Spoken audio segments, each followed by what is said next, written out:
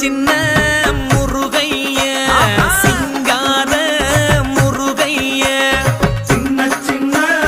முருகைய சிங்கார முருகைய கொஞ்சி கொஞ்சி தமிழ் பேசும் செந்தில் பட்டி வேலனவ கொஞ்சி கொஞ்சி தமிழ் பேசும் செந்தில் படி வேலனவ சின்ன சின்ன முருகைய சிங்கார முருகைய கொஞ்சி கொஞ்சி தமிழ் பேசும் செந்தில் படி வேலனவ சுப்பிரமணிய சாமி என்பார்.